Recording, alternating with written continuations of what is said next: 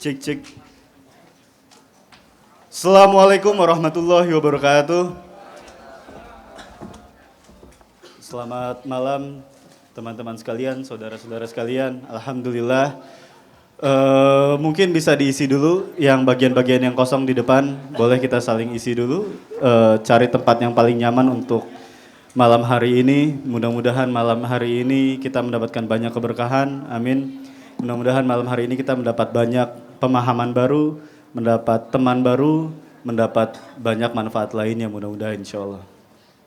Alhamdulillah malam hari ini kita akan memulai sesi 1 dari Kenduri Cinta pada edisi ke-265 Februari 2026.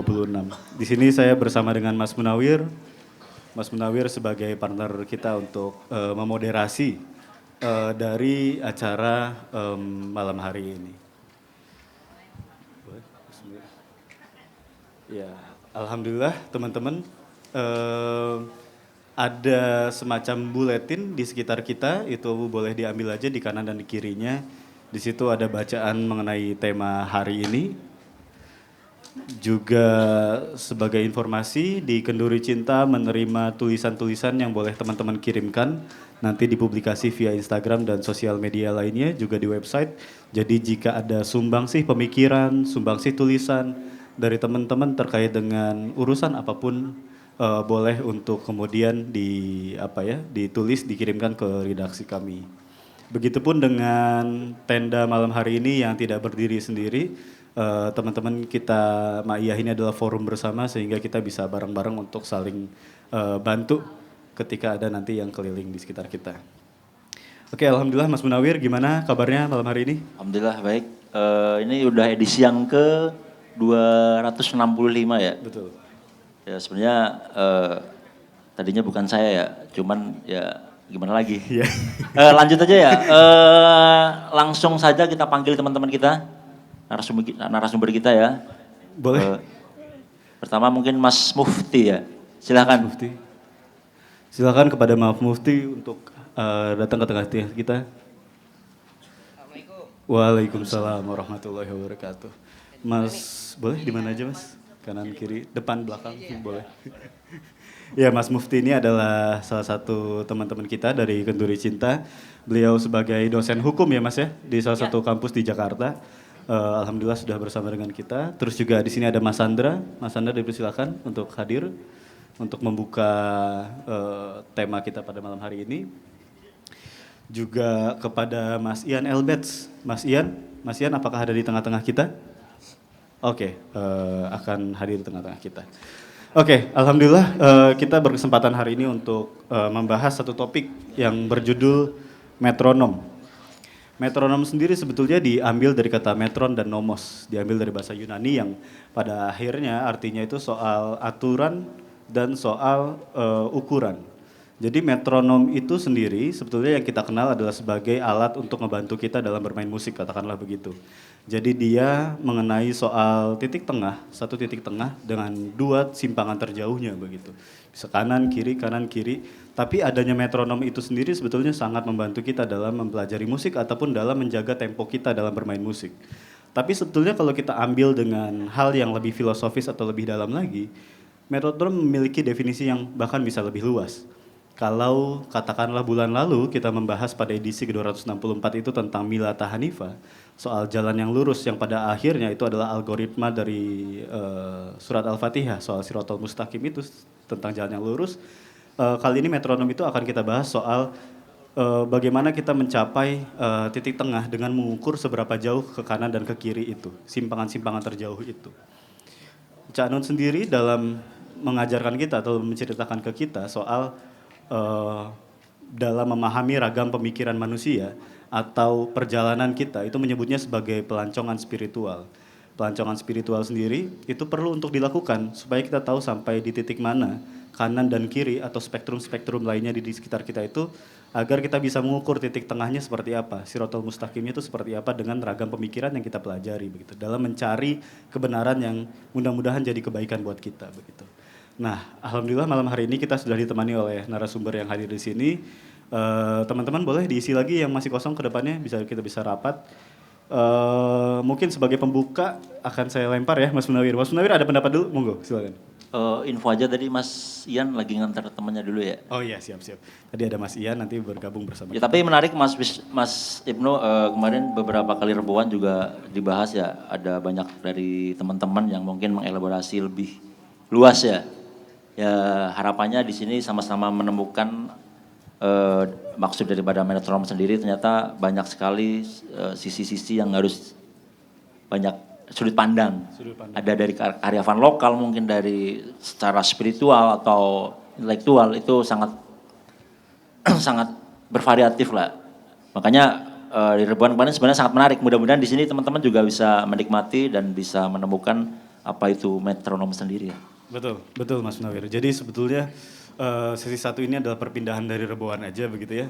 Saya tahu barangkali teman-teman juga tertarik mau nyari tahu soal Mas Abrang juga nanti di forum ini gitu ya. Tahan dulu pertanyaannya, boleh ditanyakan sekritis mungkin nanti kita sampaikan di forum ini lah begitu. Alhamdulillah kita juga sudah kehadiran Kang Maman di tengah-tengah kita, tepuk tangan buat kita semua. Insya Allah Kang Maman ini akan mengisi sesi 2 nanti ya, izin Kang Maman ya. Jadi bentar lagi. Jadi begitu sebagai pengantar Mas Mufti bisa membawa pertama mungkin ya. Okay. Soal metronom ini bagaimana dari sudut pandang Mas Mufti, silakan. Oke, terima kasih Mas Ibnu, Mas Munawir. Bismillah, Assalamualaikum warahmatullahi wabarakatuh. Agak nervous ya karena ditontonin pembicara utama nanti ya. Gitu. Dan sejujurnya saya pengagum gelap beliau karena belum ngaku. Kalau nanti udah ngaku, Pak saya mengagumi tulisan-tulisan Bapak, baru itu berarti pengagum yang terang. Tapi ini masih gelap, maksudnya barusan udah jadi terang ya, karena barusan mengaku di depan publik ya. Oke, selamat datang Mas Ian, tepuk tangan dulu buat Mas Ian. Kalau nggak ada Mas Ian nggak seru. So we waiting until you sit and we continue again. Alright.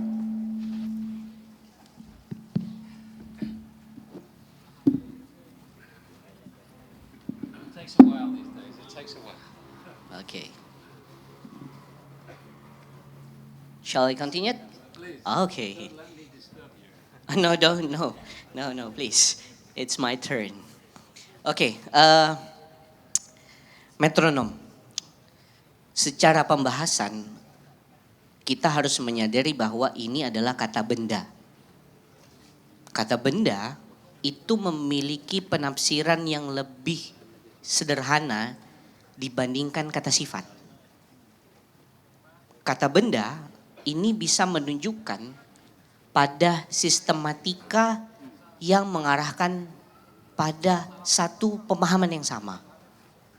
Kenapa? Karena benda itu tidak memiliki tafsiran yang berbeda disebabkan dia tidak membawa perasaan atau tidak membawa emosi kepada yang menafsirkannya. Dimulai dari itu dulu. Secara fungsi, metronom itu berartikan alat ukur sebenarnya.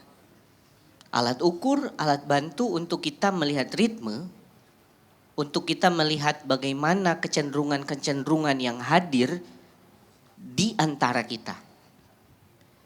Secara rasional religiusnya, ini diawali dari atau ini diilhami dari firman Allah, wa kadzalika ja'alnakum ummatan wasatan litakunu syuhada 'alan nas wa yakulan rasul 'alaikum syahida. Ada kata-kata wasatun. Kata sifatnya wasataniyah. Lalu apa maknanya? Ibnu Qayyim yang mengutip dari Ibnu Katsir mengatakan bahwa tengah-tengah itu adalah tengah-tengah rahmat.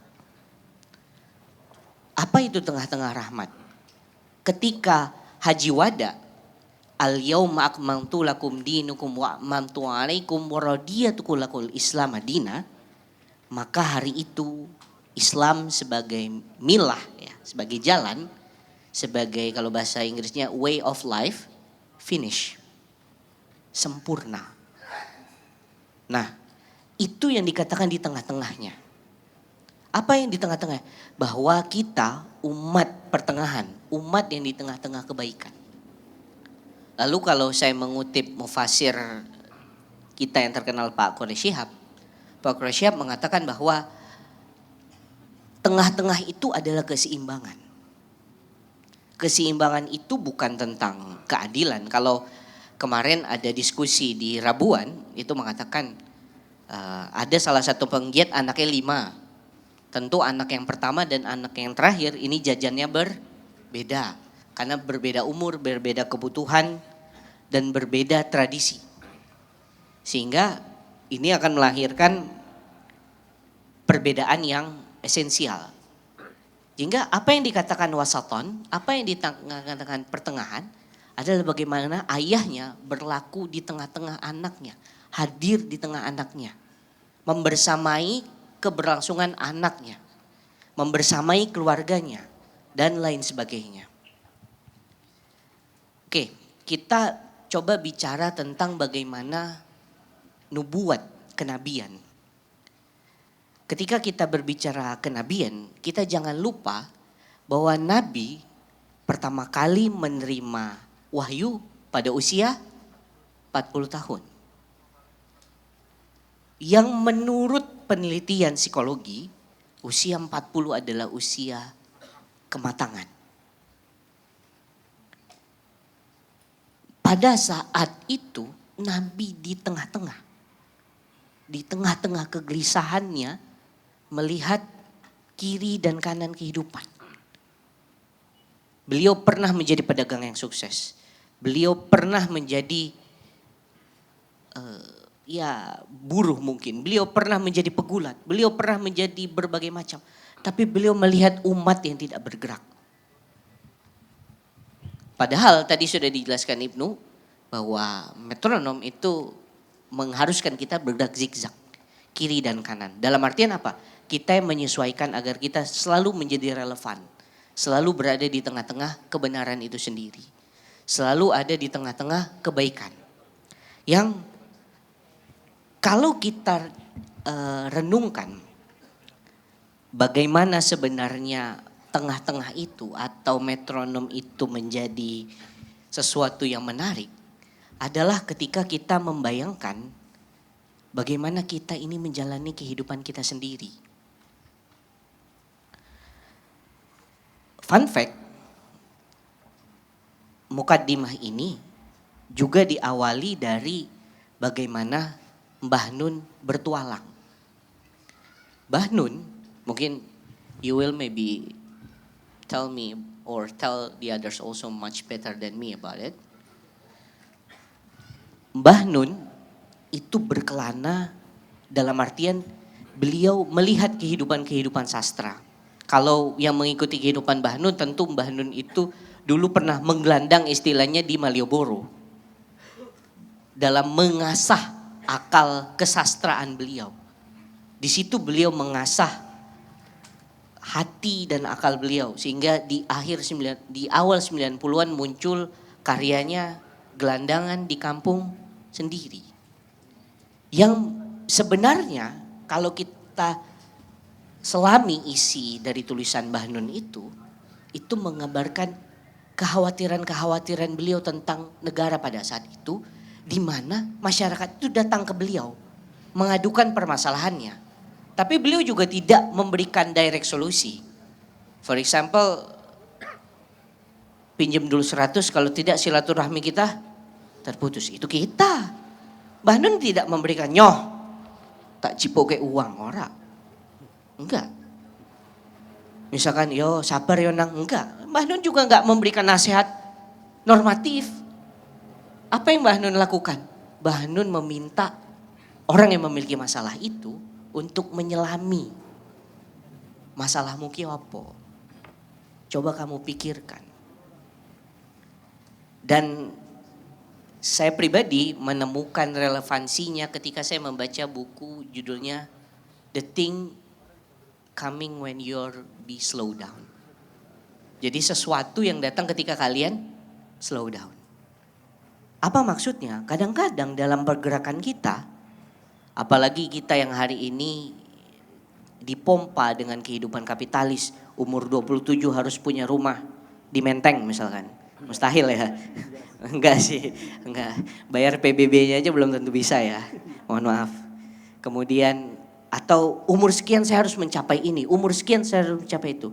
Saya pribadi pernah ada di kecepatan seperti itu. Hingga saya menyadari bahwa what is the next? Apa langkah selanjutnya? Apakah Allah meminta saya untuk selalu memacu hidup saya mencapai. Hingga yang tak terhingga. Kenapa Allah menciptakan volume alam semesta itu jauh lebih luas dibandingkan apa yang kita ketahui. Ingat ketika perjanjian, ketika malaikat protes kenapa Allah menciptakan manusia. Apa yang Allah katakan? Qala inni a'lamu ma la ta'lamun. Sungguh aku mengetahui apa yang tidak kamu ketahui. Artinya apa?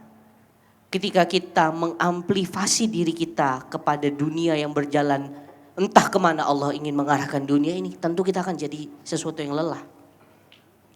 Nah, tema metronom ini mengajak kita untuk merefleksi di mana titik denyut nadi kita. Seberapa kuat kita bisa bertahan. Hari ini kalau kita melihat berbagai macam informasi, tentu itu akan membuat kita pusing keliling. Ya, betul kan? Lautan informasi itu datang kepada kita yang membuat kita, aduh, saya merasa gagal menjadi orang Indonesia. Atau saya merasa rugi saya dilahirkan sebagai orang Indonesia. Ujung-ujungnya apa? Frustasi dan tidak bersyukur. Memang itu yang iblis mau. Memang itu jalan menuju kehancuran. Tanpa kita sadari. Ya, saya sebenarnya agak tergelitik ya. Ini di luar dari metronom, sorry. Kemarin yang rame kita bagaimana kebijakan luar negeri kita tentang kita bergabung menjadi bagian dari Board of Peace. Lalu banyak sekali orang yang ya menyuarakannya dengan memang keahlian dan kepakarannya. Dan fun fact-nya didengar. Dan yang paling saya sedih itu adalah ketika ormas-ormas agama. Saya harus bilang saya cukup konservatif. Biar tidak ada perdebatan di sini. Iya, maksudnya biar jelas gitu loh. Karena saya sudah tahu metronom saya itu konservatif. Nah itu tuh. Jadi silakan temukan metronom kalian masing-masing ya. Nah, ketika ormas-ormas agama termasuk Majelis Ulama Indonesia itu sowan mungkin ke presiden dan dan diberitahukan bahwa itu hanya pemberitahuan bahwasannya kita sudah bergabung dengan Board of Peace. Konsekuensinya ini pro and cons-nya seperti ini, etc. dan lain sebagainya. Lalu tiba-tiba orang menggoreng MUI yang dijanjikan memiliki gedung di Tamrin. Sebenarnya tidak ada hubungan antara gedung di Tamrin dan kebijakan kita bergabung di Board of Peace. Kenapa? Karena itu dua peristiwa yang berbeda. Metronomnya berbeda, dia ada di sudut yang berbeda. Frekuensinya tidak sama, amplitudenya tidak berbenturan. Maka ketika kita membenturkan informasi yang sebenarnya dia tidak selevel, maka akan terjadi perpecahan. Layering permasalahan itu yang diajarkan oleh metronom. Layering konteks apa yang kita ingin katakan dan apa yang ingin kita dengar. Apa yang ingin kita cari dan apa yang kita dapat itu penting. Sebagai seorang peneliti, kemarin kita ngobrol sedikit sama Mas Sandra, sama Mas Munawir juga. Mas Munawir bilang, di kampung saya itu banyak sekali penelitian-penelitian geologi. Leres Mas? Nah, kampung beliau di daerah Kebumen. Ada yang ngapakers juga di sini? Oh, Kencotoraki? Gak ada yang ngerti ya? Maaf ya. Oke, kencot itu lapar guys kalau bahasa ngapak ya, ngapakers ya. Nah, balik lagi. Tadi beliau bilang ini, Beliau mengatakan bahwa para geologis-geologis yang meneliti pergerakan lempeng khususnya di pantai selatan Jawa itu hanya peduli pada target penelitiannya tanpa memikirkan implikasi yang dihasilkan untuk masyarakat. Di dunia akademik itu juga jadi permasalahan, di mana banyak dosen yang hanya mengambil dana penelitiannya lalu masuk ke kantongnya, tapi tidak menghasilkan penelitian yang bermanfaat. Kalau terakreditasi, mungkin terakreditasi penelitian itu.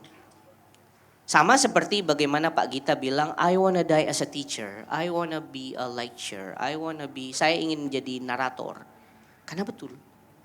Karena di forum ini juga saya pernah bilang bahwa orang Indonesia itu minat bacanya rendah. Karena memang budaya literasinya bukan budaya literasi membaca, tapi literasi oral, dongeng, legenda. Saya pernah bahas itu di sini waktu itu. Nah, sehingga saya menyimpulkan bahwa ketika peneliti yang seharusnya dia memberikan impact, kalau misalkan dia penelitian geologi, dia mempelajari bagaimana bentuk topografi bumi dan lain sebagainya. Tentu dia bisa menetapkan di mana sumber air, di mana cadangan mineral ini dan lain sebagainya dan lain sebagainya. Kita jangan berharap industri ekstraktif, air saja. Dan fun fact, di daerah Kebumen itu terkadang di luar musim hujan ada beberapa daerah yang kekeringan. Nah, itu yang sebenarnya harus dipecahkan oleh para geologis-geologis itu misalkan. Nah, konteksnya metronom adalah sebenarnya ia mengembalikan ritme. Kalau pemusik, dia menggunakan metronom itu agar dia tahu kapan ritmenya masuk, kapan bassnya masuk, kapan gitaris akan masuk, kapan ketukan drum itu masuk dan lain sebagainya. Dan akan menghasilkan harmonisasi, akan menghasilkan keseimbangan. Nah, itu yang sebenarnya ingin Mbah Nun ajarkan kepada kita semua. Bagaimana Mbah Nun itu mengajarkan keseimbangan segitiga cinta antara Allah, Muhammad dan kita manusia. Sebenarnya apa sih yang jadi permasalahan hari ini? Permasalahan hari ini adalah di mana manusia itu tidak mengetahui titik frekuensinya, layernya tadi. Karena tidak memiliki metronom tadi, tidak memiliki benda yang bisa mengukurnya. Dia tidak mengetahui kapasitasnya. Sehingga ada lawakan IPB Institut Perbankan Bogor misalkan. Maaf ya yang alumni IPB ya, mohon maaf ya.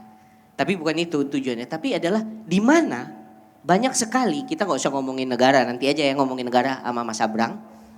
Ngomonginnya swasta aja, di mana pihak swasta itu pun banyak sekali yang tidak menghasilkan meritokrasi. Misalkan orang akuntansi ngurusin IT, orang defense ngurusin apa. Karena kita bersaing di pasar terbuka. Akhirnya di mana soft skill itu lebih penting dibandingkan knowledge sebenarnya. Yang penting bisa, bukan yang penting benar. Itu yang jadi permasalahan hari ini. Kenapa? Karena kita tidak punya metronom yang mengukur di mana lokasi itu. Sehingga kita sebagai bagian dari Ma'iyah atau kita jamaah Ma'iyah sudah sepatutnya kita menemukan metronom kita dengan perjalanan spiritual yang kita ingin cari itu. Bagaimana kita sebagai manusia itu keluar dari antroposentris kita. Keluar dari sisi kemanusiaan kita. Keluar dari keakuan kita.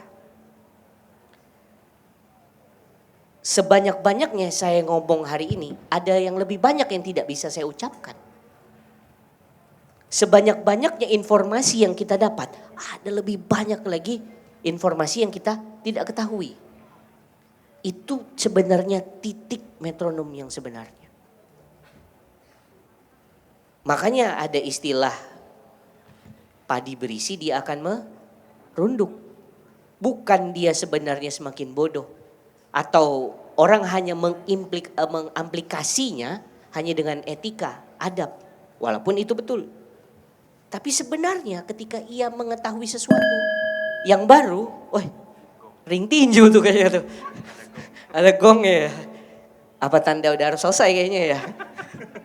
Emang halus sekali ya. Saya harus betul-betul mengetahui di mana metronom saya. Untuk mengetahui tanda-tanda itu ya. Tanda-tanda alam. Karena kita ulil albab. Orang-orang yang berpikir. Itu perintah Al-Quran. Nah, balik lagi. Nah, kan tanda kedua. Ya udahlah ya. Assalamualaikum warahmatullahi wabarakatuh. Oh belum ya? Oh belum, lanjut. Nggak boleh sama moderator. Oke. Nggak, karena saya sih sendiku dauh dengan tanda-tanda alam kan gitu. Iya.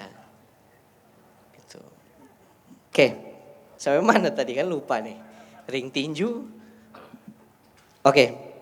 Jadi disitulah sebenarnya kita melepaskan egosentris kita sebagai manusia. Hari ini problem manusia adalah merasa dirinya penting. Merasa dirinya benar. Merasa dirinya pintar. Merasa dirinya paling hebat.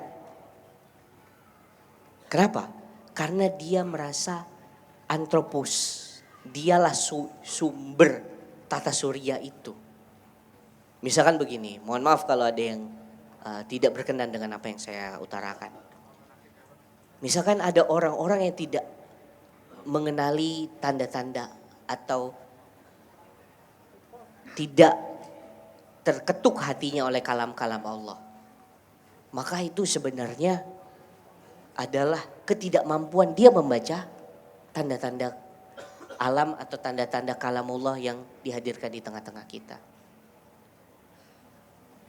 Karena kenapa? Karena memang kita sebagai makhluk itu sangat terbatas untuk memahami sisi spiritual di mana Allah itu memainkan perannya. Nah, yang paling penting dan mungkin menjadi awalan nih, ini saya tutup beneran ya abis ini ya, adalah bagaimana kita mengenal metronom kita.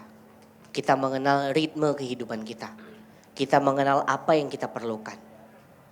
Frekuensi mana yang bisa kita masuki, mana frekuensi yang tidak kita masuki.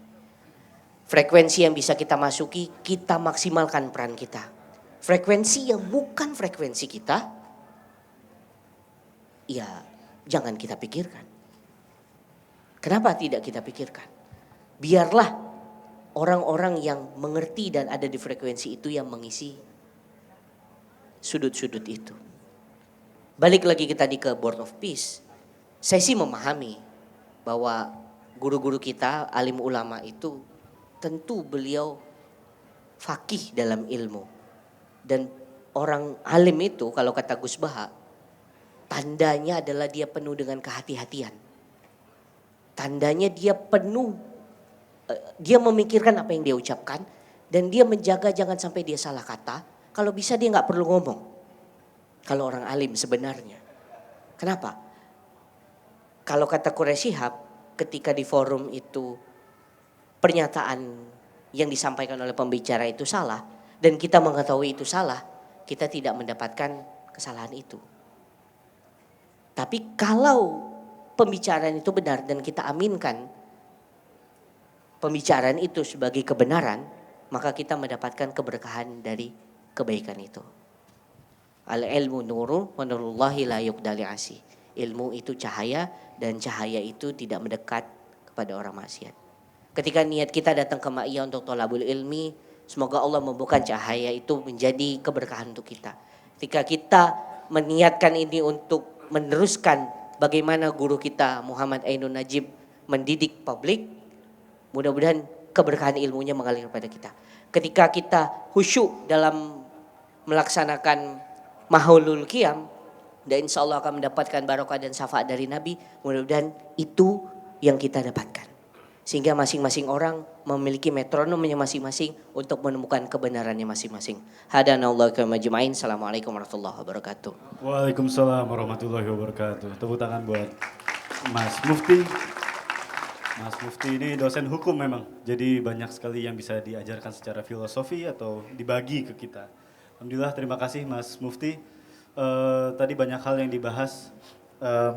Salah satunya tadi soal Board of Peace ya, Mas Mufti ya, Board of Peace. Jadi ini forum bebas teman-teman. Ini adalah diskusi kita. Ketika kontra, pro dan lain sebagainya juga boleh disampaikan saja begitu ya. Tapi kurang lebihnya saya ingin mengomentari sedikit terkait dengan yang tadi Mas Mufti. Ada satu hal memang bahwa jangan dikaitkan pembangunan gedung MUI ya tadi ya, dengan bahasan yang sebelumnya. Tapi yang perlu dikoreksi adalah bagaimana komunikasi publik dari pemerintah yang seharusnya tahu dong abis ngomongin apa, reaksinya seperti apa begitu. Yang harusnya juga bisa jangan memancing masyarakat untuk bersuuzon gitu. Mudah-mudahan semua ini bukan bagian dari suuzon kita. Alhamdulillah, makasih Mas Mufti, tepuk tangan sekali lagi buat Mas Mufti. Berikutnya mungkin Mas Ian. Jadi Mas Ian ini alhamdulillahnya juga bisa berbahasa Indonesia Mas Ian. Tapi bisa mix juga pakai bahasa Inggris. Jadi up to you Mas Ian, sure.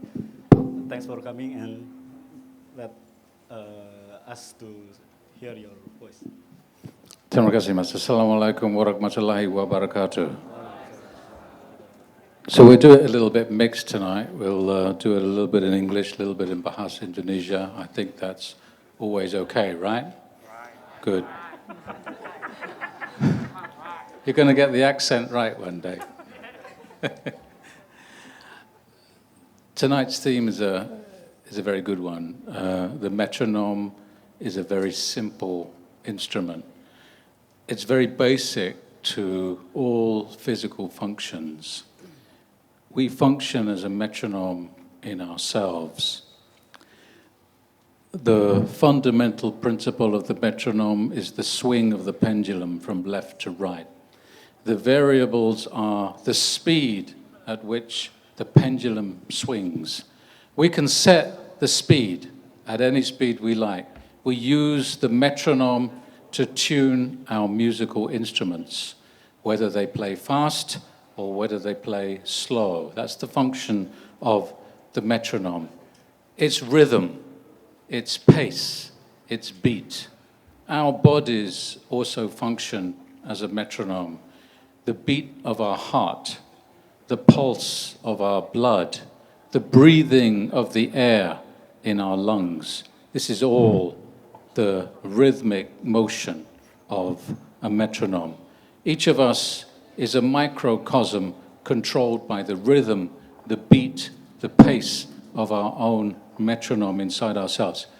All of what we see around us is also controlled by the natural rhythms, the swing of the earth and the planets in the skies, the setting of the stars, the way the universe moves in perfect synchronicity in the sky is a natural rhythm that was set at the very beginning of time and continues now. Just like the metronome moves from left to right, eternally. And at the center, we have that point, that perfect titik, which remains still and silent and in control. So we are a microcosm controlled by the principle of the metronome. We are within the macrocosm of the universe, controlled by the same rhythms, fluids, of water, of gas, of solids, moving in motion in incredible speeds through the universe in a way in which the metronome moves. All our existence is defined by rhythm. In our daily lives, here we are approaching the annual month of Ramadan. Our rhythm, the rhythm we lead as Muslims in our day, in our lives every day, is governed by rhythm. The rhythm of waking, of salat at dawn, the rhythm of noon prayers, afternoon, maghrib, evening prayers. This is the rhythm we apply to our lives every day, every month, every year. Now we come in year after year to Ramadan. We celebrate that here in Kenduri Cinta, where we meet every month, every second Friday, in a perfect rhythm, here, every time, setting our lives to the beat of the metronome of Kenduri Cinta, setting our lives to the beat and the pace that we depend on for our spiritual lives. Our bodies control the movement of our personal metronome, but it's Kenduri Cinta that becomes the place for the rhythm of our spiritual lives. We see, and you talked about this, we see the extremes in the metronome. As that pendulum swings from left to right, we see the extremes. The fastest pace at the greatest extreme, swinging across the length to the other extreme. And in the center, we have the perfect middle, the center between extremes. And it's that center where we seek to be the calmest, where we exist between those extremes. Chatnun called this spiritual traveling. We travel between the 2 points of the metronome.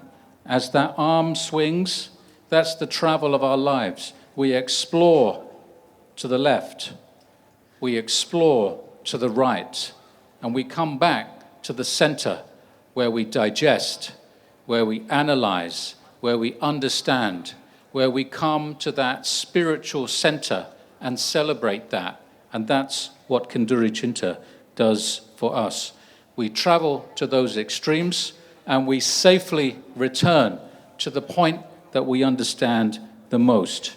Between those extremes, we have our moral compass, the behaviors that we use with our families, in our workplace, in our broader lives, the decisions we make on how we behave with people, the extremes of that between the good and the bad, the good and the evil. All of that is contained within the movement of the pendulum. It's very much like when we talk about our horizontal lives, the way we spend our lives in society, with people we know, with the people we love, with that equality that our horizontal setting brings us. And at the same time, we have that vertical plane as well. Our vertical life is governed by our relationship with Allah, our relationship and our reverence and our love for the Prophet Muhammad, peace be upon him. And this brings us to the perfect point, and that is the Segitiga Cinta, the triangle of love that we celebrate in Kenduri Cinta and in all the acara maya across Indonesia. The perfect triangle between Allah, Muhammad, and mankind. This is what we celebrate in the poetry and the books of Mbah Nun. This is what we practice when we come to Kenduri Cinta. The horizontal is represented by earth, our relationship to the earth, how we treat the earth, what we extract from the earth, what we give back to the earth. And our vertical life is how we manage our life, how we manage our careers, what we give to our lives, what we give to our next generation. Kenduri Cinta is the oasis between those two extremes. When that pendulum swings in the extreme from the left to the right, in the chaos of that movement, in the unpredictability of that motion, here in the center we have Kenduri Cinta, the oasis between the extremes. Here you find the calm, here you find the silence, here you find the spiritual heart. Here you can find the relax. understand person. There maybe Correct. not understand. But that's right. That's right. That's the metronome. It's true. Yeah. And here we find sincerity. We find clarity, the ability to think clearly. We find our ethical compass. We understand how we should behave. We learn those lessons and we apply the greatest lesson of all, compassion and love. All of that brings about the harmony that the metronome brings to us in its perfect movement. The key to the movement of the metronome is balance. Semuanya harus seimbang. All of that is important. Equilibrium is in the center Chat Nun talks about equilibrium, he talks about tranquility. One of his books is called the Kitab Ketentraman. Some of you may have read this book. It was published first in 2001. It's a collection of short essays and writings by Mbah Nun, collected from magazines, journals, newspapers, short books and pamphlets, and gathered under the name Kitab Ketentraman. Ketentraman does not mean nothing. It does not mean silence. It does not mean absence from chaos. It means active, clear thought.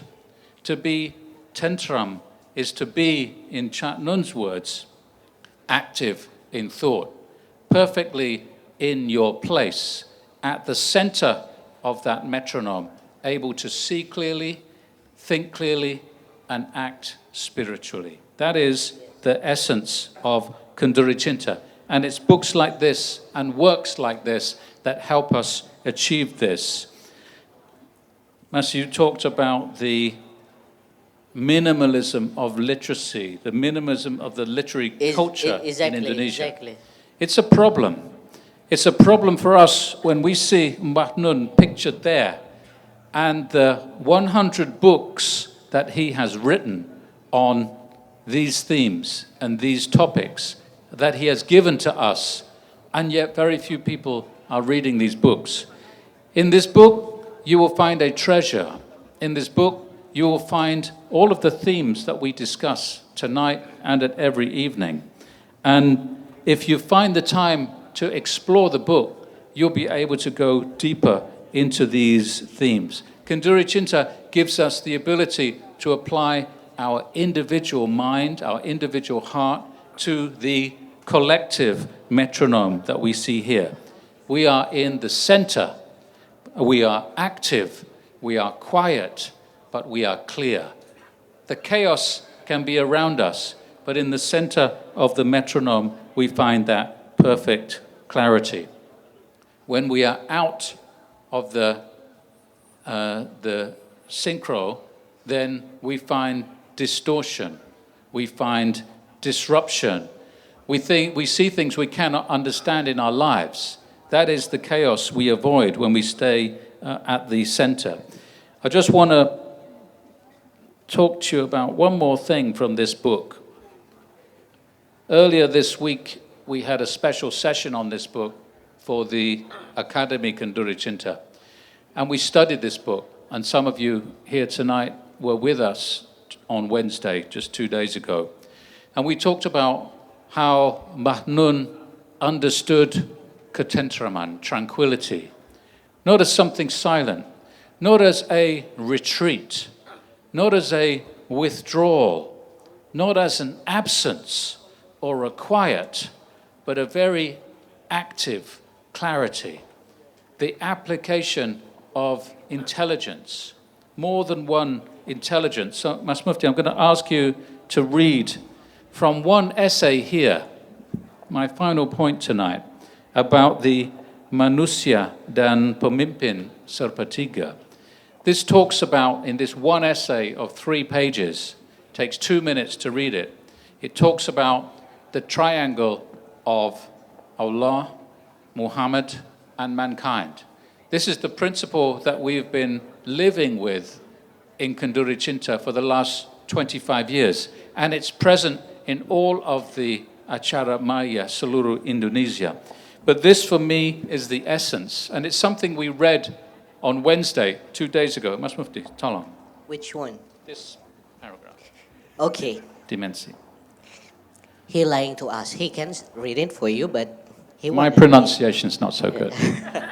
Oke, title-nya Manusia dan Pemimpin Sepertiga. Dimensi ketercerahan jiwa manusia yang dimaksud oleh la yasma'u illa muhtarun, itu kita misalkan ada 3. Pertama, kecerdasan spiritual, emotional. Intelligence. My mistake. Kedua, ketercerahan mental. Ketiga, ketercerahan intelektual. Produknya adalah ketercerahan yang keempat, yakni ketercerahan moral. Demikian Cak Nun menjelaskan lebih lanjut mengenai enlightenment. Is it Thank true? you. That's correct. That is Thank the you. end of English IELTS test. And that is the You have- essence of this lesson. We have the spiritual intelligence, we have the mental application, we achieve the intellectual clarity, and through that we gain our moral compass, how we behave. And that's what we gain from Kenduri Cinta.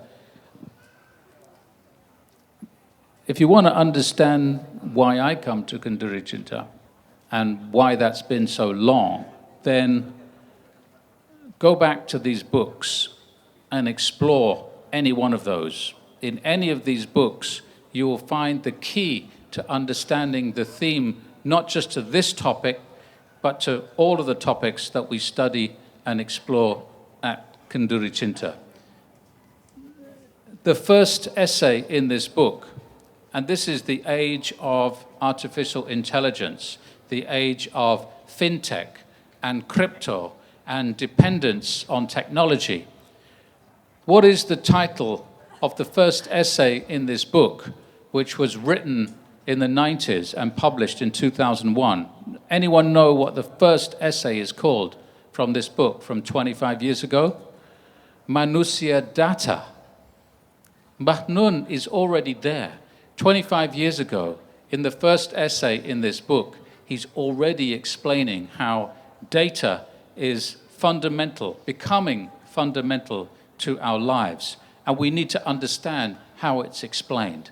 He talks about the memorization, he talks about saving files, how we use our memory, how memory and intelligence are different things. We can apply memory, we can apply what we learn, but it doesn't mean we're applying it with intelligence. And that is what he means when he talks about the spiritual intelligence, the intellectual clarity, which we have to work for, the mental application, only through which can we achieve that moral compass that we practice when we come here every second Friday, every month to Kenduri Cinta. Now we're moving into the rhythm of the Islamic calendar. We're moving into Ramadan. Within 1 week, we're going to be there.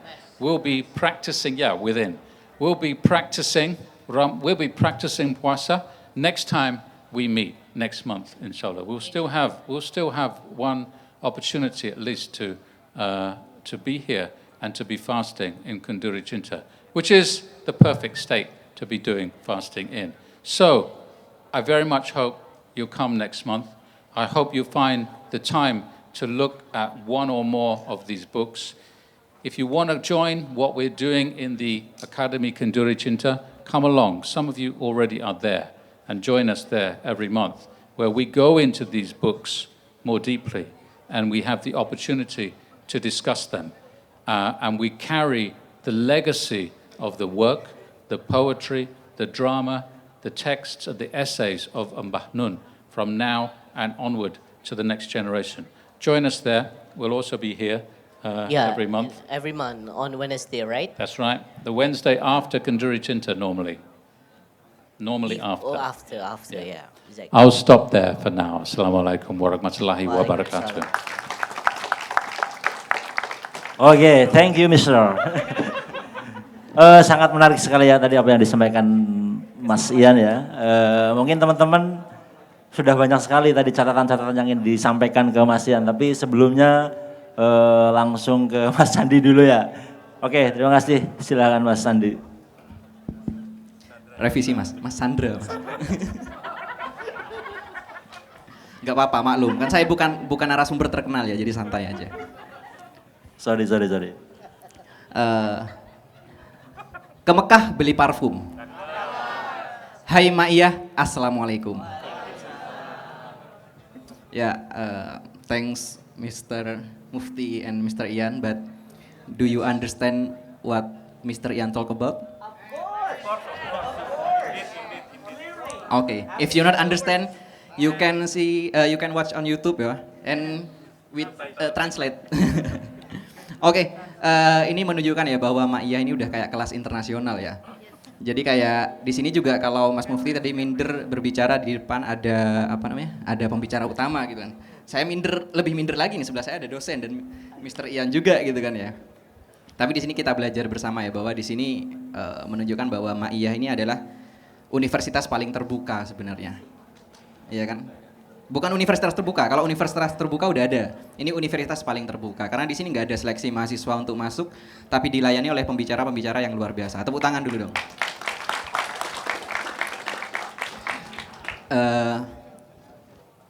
Saya bersyukur juga bisa tergabung dalam Mak Iya ini karena cukup banyak belajar ya. Dulu ikut di Jogja, sekarang waktu masih mahasiswa. Di sini juga waktu masih mahasiswa juga ikut di Jakarta. Kok kodenya saya agak lebih cepat dari Mas Mufti ya ini. Ya jadi saya cukup bersyukur.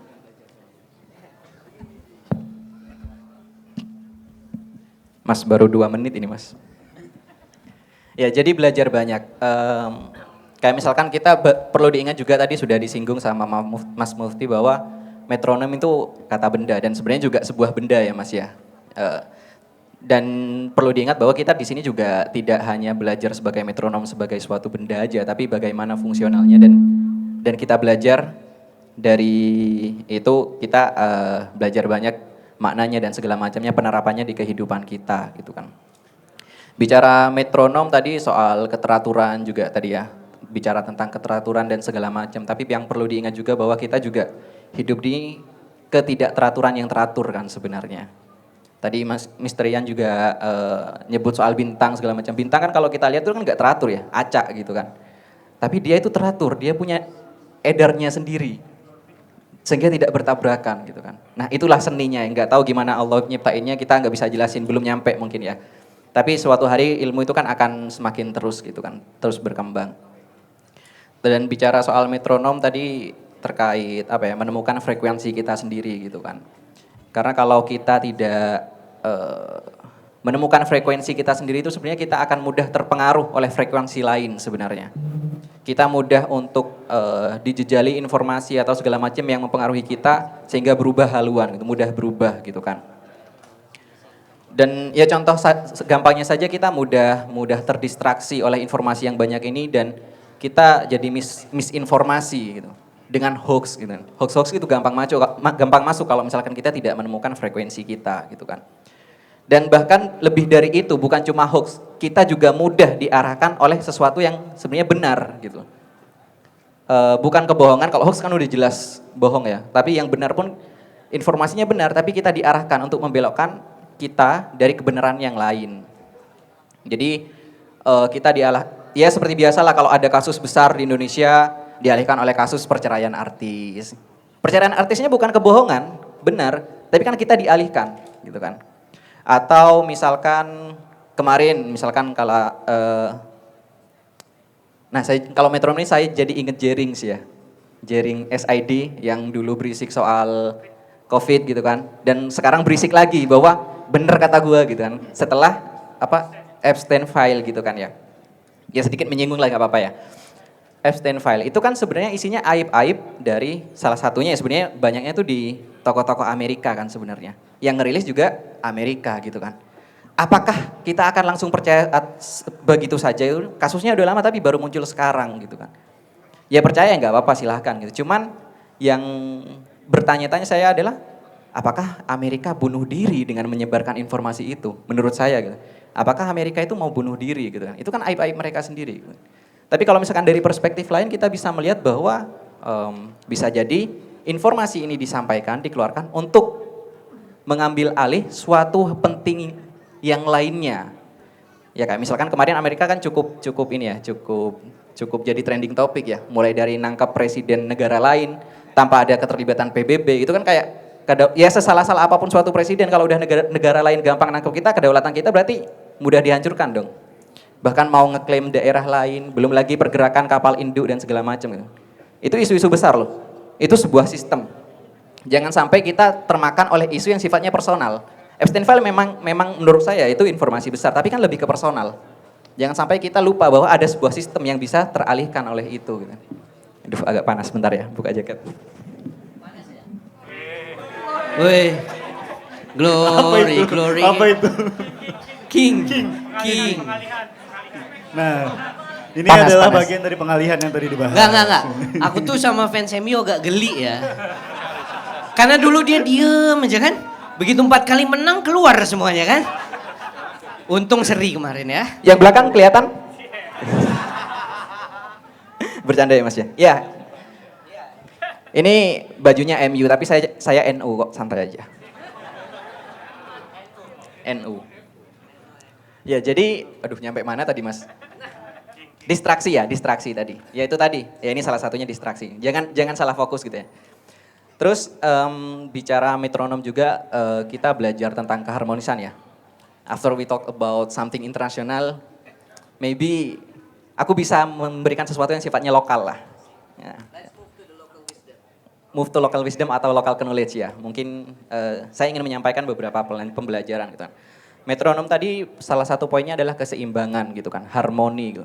Dalam suatu kehidupan kita itu kan juga dalam ilmu lingkungan itu kan ada keberlanjutan dan salah satu poinnya yang penting adalah harmoni gitu, keselarasan gitu kan di alam kita. Bukan manusia dengan alam karena sebenarnya bagi saya manusia itu bagian dari alam itu. Tapi ya keselarasan keselarasan di alam itu sendiri sebenarnya. Belajar dari salah satu masyarakat adat yaitu Kasepuhan di Sukabumi. Ada yang asalnya dari Kasepuhan? Nah, nggak apa-apa. Jadi saya sampaikan aja informasinya.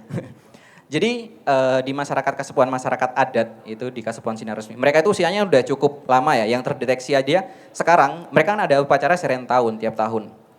Dan tahun ini tuh kalau nggak salah sudah acara ke-447. Berarti kan masyarakat ini sudah ada sejak Indonesia ini belum dideklarasikan secara proklamasi kemerdekaan gitu kan. Mereka sudah hidup dan mereka juga bisa membuktikan 10 keturunan nenek moyangnya. Generasi ke atas bakamnya itu juga terbukti gitu kan. Ada sebuah keselarasan yang saya tangkap dari mereka. Contohnya adalah yang ini. Misalkan keselarasan di alam ya. Aduh saya lupa lagi bahasa. Oh intinya gini. Ada nyoreang alam katukang nyawang anu bakal datang. Ya gak apa-apa biar gak bosen ya. Biasanya kan dengerin ayat ya di sini ya. Dengerin pepatah Sunda aja gak apa-apa.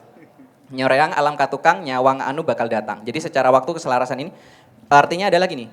Melihat alam sebelumnya pada masa lalu dan melihat apa yang akan datang. Jadi di waktu bersamaan kita ditempatkan di sebuah titik tengah di mana kita harus melihat ke masa lalu, mempelajarinya, mengevaluasinya, kemudian bagaimana kita memprediksi masa depan. Nah, itu sesuatu yang menurut saya menarik. Misal contoh konkretnya ya, kalau tadi kan metronom agak umum dan penjelasannya umum, mungkin saya tarik dengan sedikit hal-hal yang konkret pelaksanaan di masyarakat adat ini. Mereka itu kan ternyata masyarakat Halimun dulunya ada sebuah ramalan ya, sebut saja ramalan ya, kalau kita nyebutnya ramalan. Itu bahwa Gunung Halimun itu akan berkalung besi. Salah satu ramalannya. Dulu masyarakat itu ternyata masyarakat awam itu nggak tahu apa artinya pepatah itu, orang tua itu berkata seperti itu. Tapi belakangan mereka mulai sadar, oh ternyata benar. Karena apa? Kalung besi ini itu bisa diartikan sebagai sebuah rel tambang emas.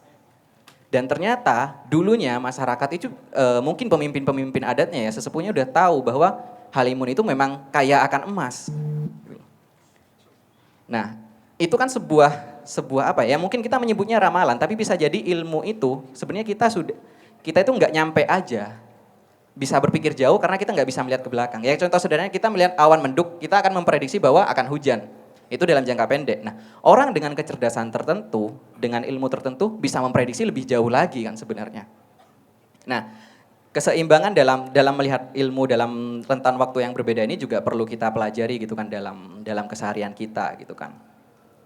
Dalam masyarakat secara lokal tuh mereka juga punya sistem keseimbangan di alam itu. Sistem tata ruangnya itu terekam dalam pepatah. Ya mohon maaf Mas, memang benar ya masyarakat kita kan secara literasi itu kan memang minim baca ya. Tapi kita juga jangan sampai mengkerdilkan suatu local knowledge yang secara lisan itu tadi. Karena balik lagi ya ilmu itu kan bertebaran dimanapun kan kita udah diajarkan seperti itu ya. Nah, kita juga jangan sampai meremehkan hal-hal yang sifatnya seperti itu di masyarakat adat kita. Kayak misalkan mereka itu ternyata mereka itu punya sistem tata ruang yang terekam dalam sebuah pepatah. Jadi misalkan ini nih, contoh ruang secara vertikal. Mereka tuh menyebutnya Gunung Luhur Kayuan, Gamping Lawir Awiyan, Legok Balongan, Datar Imahan. Mohon maaf ya kalau ada masyarakat Sunda, lidah saya lidah Jawa soalnya ya. Jadi terekam secara pepatah. Nggak ada tuh misalkan mereka menulis kitab suci dengan seperti itu gitu, nggak. Tapi secara pepatah. Tapi itu hidup dari berbagai generasi. Contoh saya ambil satu arti aja ya, Gunung Luhur Kayuan gitu. Artinya bahwa gunung yang di atas itu harusnya berbentuk kayu, berbentuk hutan. Nah faktanya, ya kita teman-teman tahu lah, misalkan secara ilmu modern kita tahu bahwa kalau hutan gundul segala macam gimana di bawahnya saringan air, penangkapan air dan segala macamnya gitu. Ternyata masyarakat dari dulu juga sudah punya pengetahuan itu, tapi menjelaskannya mungkin dengan cara yang berbeda gitu kan. Bagi mereka, hutan itu sebuah rambut. Kan tanah itu adalah, bumi itu adalah ibu kan bagi mereka. Dan hutan itu adalah rambut dari ibu. Kalau seorang ibu rambutnya gundul artinya ibunya sakit. Gitu. Jadi ya misal artinya sakit misalkan kayak gitu. Nah, hal seperti itu terekam secara transfer secara lisan gitu kan. Dan itu kita perlu apresiasi juga. Bahkan misalkan secara horizontal ya, tadi tata ruang, mereka juga punya sistem keseimbangan dalam pemanfaatan dan perlindungannya di waktu yang bersamaan. Contohnya itu terekam dalam pepatah itu leweng, lawang, lewung. Artinya hutan, leweng, lawang itu pintu, lewung itu lebih ke menyatu gitu kan. Jadi sebenarnya ya pintu itu lebih diartikan kepada manusia ya. Jadi kita itu sebenarnya dan alam itu ya satu sebenarnya. Kita itu nggak terpisah. Kayak orang bener aja ngomongnya Mas. Nah, jadi mereka itu mengajarkan itu juga gitu loh. Dan di situ punya sistem secara ilmu ya kalau modern dan masyarakatnya tinggalnya di Taman Nasional ya. Masyarakat adat Kasepuhan itu yang terdata itu luas wilayahnya itu sekitar 3.000 hektar. Itu di Badan Registrasi Wilayah Adat, registrasinya itu sekitar 3.000 hektar. Dan dalam tanda kutip catatan ini masih belum diakui secara negara ya. Dan setengahnya sekitar 50% itu masuk dalam kawasan Taman Nasional. Sekitar 1.400 sekian hektar itu masuk dalam kawasan Taman Nasional. Nah, yang menariknya adalah ternyata mereka punya sistem, kalau di Taman Nasional, kalau teman-teman tahu itu ada namanya zonasi. Ada zona inti, zona rimba, zona pemanfaatan. Zona inti zona yang sama sekali tidak bisa dimanfaatkan, zona rimba adalah zona kayak buffer ya, antara zona inti dan zona pemanfaatan. Sedangkan zona pemanfaatan adalah wilayah yang bisa kita manfaatkan. Ada zona tradisional untuk pemanfaatan non kayu, ada zona khusus untuk pemukiman dan segala macamnya ya, untuk jalan segala macamnya. Nah, di Kasepuhan ternyata mereka punya sistem namanya wewengkon. Wah, tanda ini Mas. Oh, belum. Ya, ada ternyata sistem namanya wewengkon juga. Kayak misalkan contoh ya, wewengkonnya itu di mereka itu punya 4 zonasi. Ada ada leweng tutupan, leweng titipan, leweng garapan, sama leweng awisan. Nah, fungsinya mirip-mirip kayak zona inti yang tadi tidak boleh dimanfaatkan, ternyata mirip dengan leweng tutupan. Yang bahkan kalau menurut mereka, leweng tutupan itu adalah sakral, tidak boleh masuk, bahkan daun kering pun tidak boleh dibawa keluar. Sebenarnya kan mirip fungsinya dengan zona inti gitu. Ada leweng titipan yang boleh dimanfaatkan secara terbatas dengan izin abah atau kepala adat gitu kan. Ya di zona rimba juga mirip seperti itu.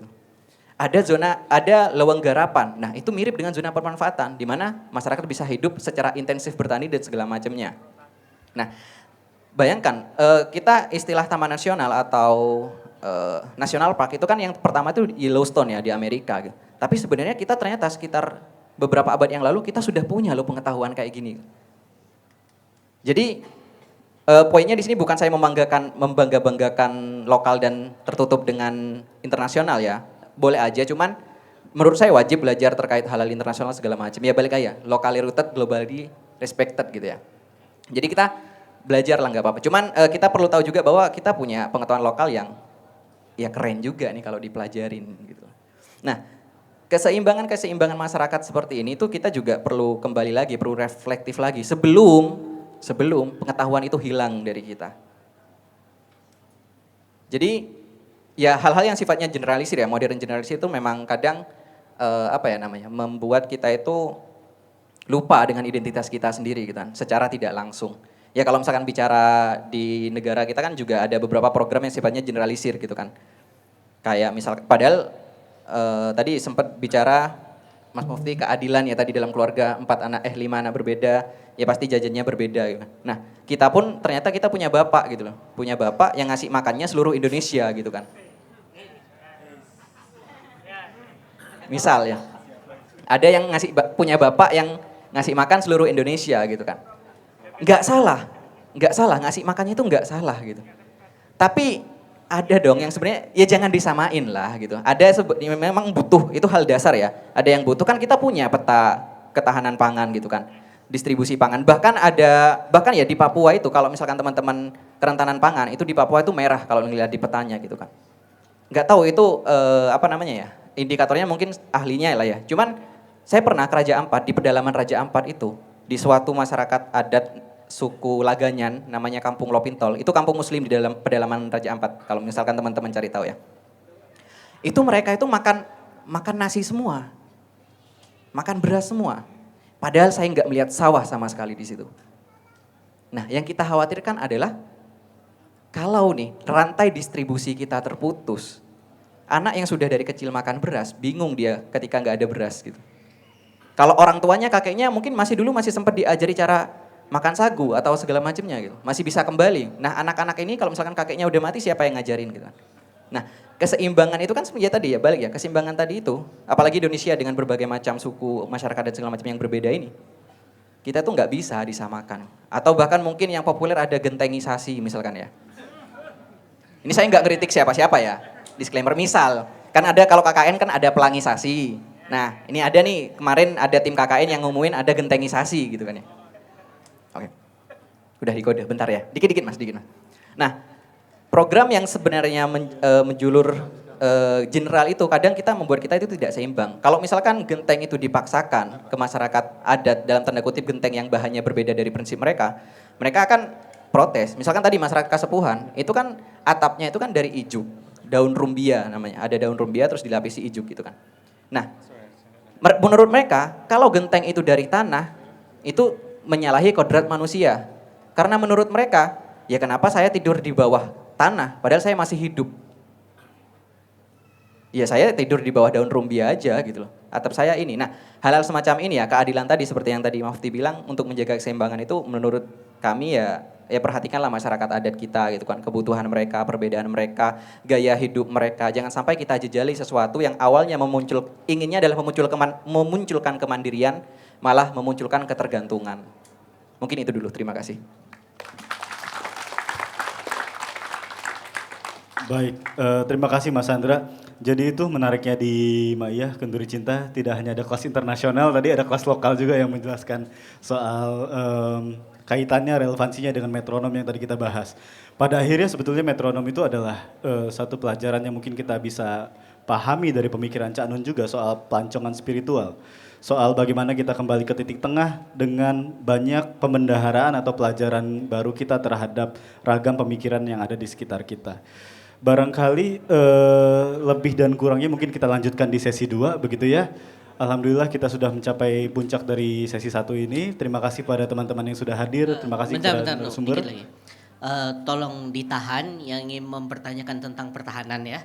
Nanti mungkin pembicara selanjutnya bisa bicara. Tolong ditahan, oke? Terima kasih. Betul. Jadi kalau mau ada yang nanya soal pertanahan dan pertahanan gitu ya, boleh untuk ke depan dan nanya nanti. Tapi ya tetap kita lanjutkan kepada temanya metronom gitu ya.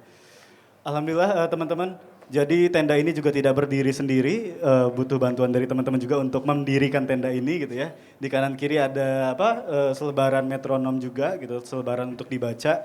Juga ada website Kenduri Cinta yang bisa mempublikasikan tulisan-tulisan teman-teman juga. Dan ada Akademi Kenduri Cinta di setiap hari Rabu pada 1 bulan gitu ya, sebulan sekali. Iya, setelah KC itu bisa untuk teman-teman hadiri juga untuk eksplorasi lebih lanjut terkait dengan Maiyah dan Kenduri Cinta. Pada akhirnya kami, saya dan Mas Munawir berterima kasih banyak kepada narasumber yang hadir. Tepuk tangan sekali lagi buat Mas Ian, Mas Mufti, Mas Andra, ini teman-teman muda yang luar biasa begitu. Terima kasih banyak teman-teman, wabillahi taufiq wal hidayah. Wassalamualaikum warahmatullahi wabarakatuh.